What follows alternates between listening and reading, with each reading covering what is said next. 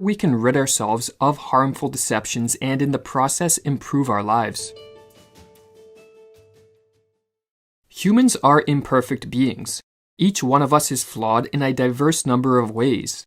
We make countless mistakes, are unsuccessful in many of our endeavors, and are victims of numerous bad habits. And it's not as simple as letting a country go about minding its own business. Refugees, cyberspace, diseases, cash, greenhouse gases. None adhere to lines on a map. Are carbon dioxide emissions a violation of sovereignty? Does an email cross borders?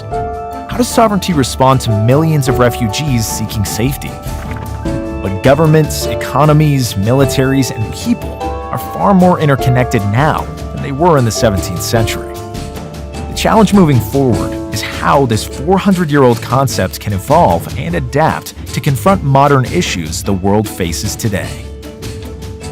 I want to know, what is your answer to young people for some of the really big problems facing humanity, like the climate catastrophe, like economic crisis, like the precarious job market? Because they just don't, you talk all this much about individual responsibility. Most of us are never going to be able to afford to have all of these assets to have responsibility over. So what is your advice beyond banal comments like clean your room? Yes, I think that's a very profoundly important question. I think the rules of the game are that you should be allowed to believe anything you like, and of course that's right, but that you shouldn't impose your beliefs on other people. And so any creed that thinks it has the right to say, not only do we believe this, but you've got to believe it too, or else, that is a very, very serious violation of everything that democracy stands for. But become Muslim, that's the best way. By sowing division, divide and rule, it's not a new policy. The embarrassing question that needs to be faced is then, why are we, the voters, allowing them to get away with this? Because we are allowing them to get away with this. There's been, over the last decade, there's been some small progress by some Islam-critical parties in Europe, but in general, when it comes to the crunch, we always vote in the treacherous, the devious pro-Islam governments. And it isn't enough to blame this on media conspiracy. That's just a lazy excuse. And it's not enough to say we're all scared of being persecuted, we're all scared of getting singled out, for the simple reason that voting is secret. And you can't get persecuted for something that nobody knows about, that's done in secret. So,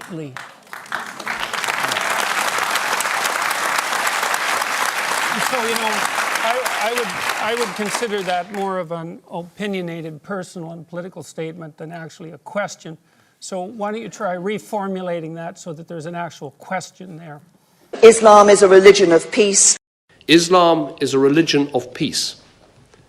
The reason for our passivity appears to be our need to survive, our need to keep what works working. And that means in a big state, welfare state economy, that means keeping the welfare state going, keeping the economy managed and not rocking the boat too much. And the politicians know that. They like that. They understand it. What is your...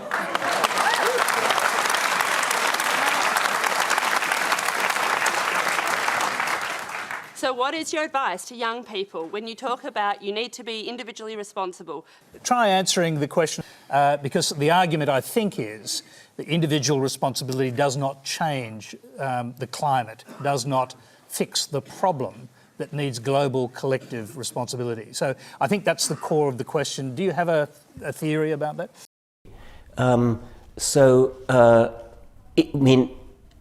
When I see a woman in a full burqa with just a slit, I feel personally offended.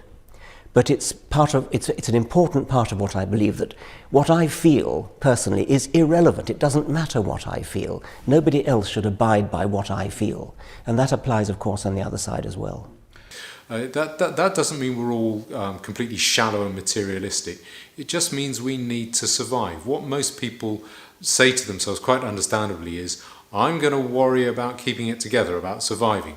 I'll worry about civilization later. And you can say maybe we should all be more noble and self-sacrificing than that, but the reality is we're not. Most of us can't afford to be. Well, fundamentally, I'm a psychologist, and My experience has been that people can do a tremendous amount of good for themselves and for the people who are immediately around them by looking to their own inadequacies and their own flaws and the things that they're not doing in their lives and starting to build themselves up as more powerful individuals. And if they're capable of doing that, and then they're capable of expanding their career. And if they're capable of expanding their career and their competence, then they're capable of taking their place in the community as effective leaders. But the politicians shouldn't get too happy about that, because that will all change in a hurry and quite violently if the welfare state and the state itself break down. If the welfare state breaks down, the state authority will probably break down. And if that happens, people will wake up in a bad, ugly mood. That will not be nice, but that doesn't mean it can't happen, because where economics are concerned, things that can't go on forever don't go on forever. It's a tricky one though, isn't it? Because you can't build a society on the basis that you know you're right and you know that other people are wrong, can you? Because the liberal society is, we don't have to make that decision. No, that's you right. You can decide Yes. what you think and you decide what you think, but you are really saying that they have to teach, children have to be taught in your creed. Well, no, creed. there is a difference. And then they're capable of making wise decisions instead of unwise decisions when it comes to making collective political decisions. I'm not suggesting in the least, and have never suggested, that there's no domain for social action. I'm suggesting that people who don't have their own houses in order should be very careful before they go about reorganizing the world, which happens in many ways. There is a difference. I mean, let me use the example you just used of the burqa ban. That's a matter of opinion. And there the society, it seems to me, has no right to impose on other people. Evolution is not a matter of opinion, it's a matter of fact. The evidence is as overwhelming as in the case of, that the Earth orbits the Sun. That's not up for dispute. That is why I fight mosque construction. That's why I oppose planning permissions for mosques, because the more we retain the balance of power, the more the more we're able to contain the problem, the wider our range of options for dealing with the problem, and the more humanely we can deal with the problem. I want us to win, but I want us to win without cruelty, without massacre, in a way that preserves our moral authority for future generations. Now later I'd like to... If a young person believes that problem and they can't wait until they grow up and become prime ministers to do it, do you think collective responsibility overrides individual responsibility in a huge issue like that? No. This is frankly weird, because political correctness is a left-wing plot. I mean, is this supposed to be a secret, or are we just meant not to mention the fact openly? Making inaccurate generalisations about the government is also the sort of thing to keep an eye out for. Dear me, I'd better stop describing Johnson and his cronies as a bunch of wide boys and spivs who I wouldn't trust to look after my house for the weekend. That might come across like an inaccurate generalisation about the government. Mind you, the Guardian often indulges in that sort of inaccurate generalisation about the government, so I suppose they're guilty of terrorism in that sense as well.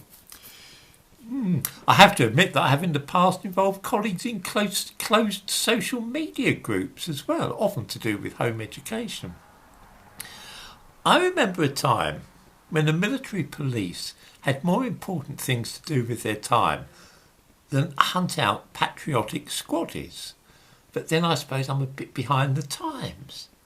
I can understand there might be a concern if somebody was breaking into the armoury and passing ammunition and weapons to a militia group, but there's no mention of that sort of action.